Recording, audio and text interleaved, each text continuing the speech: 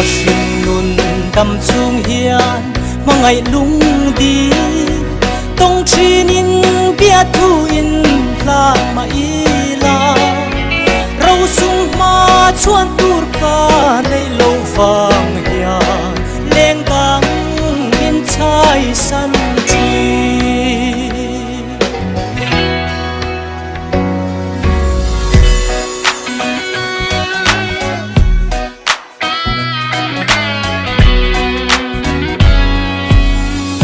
sum đâu vanga đi ka chan hi tuar thiam hian ka moi lo leng zong zinga za leng zong ten min ton pui si lo oi thin lai ana nge ye o ka di nang po ka shin halang che mangai na tel faro sung uma bia thu di min lo hlan ini chuan e min liam san lo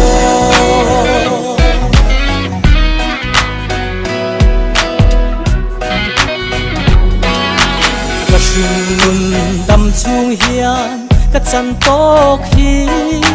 du thu a yang sam mai mo lo ni le râu thil tha nei zo lo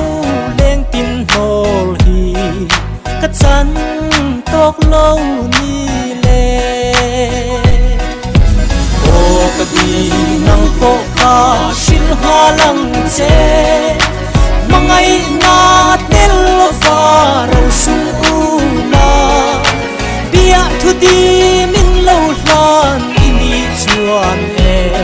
min liam san ro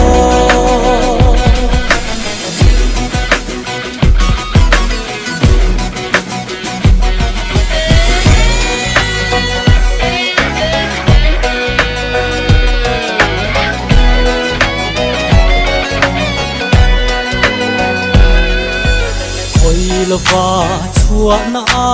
len rual te ne leng za in bia thu in lan ma ila rual pol nan rau sung ka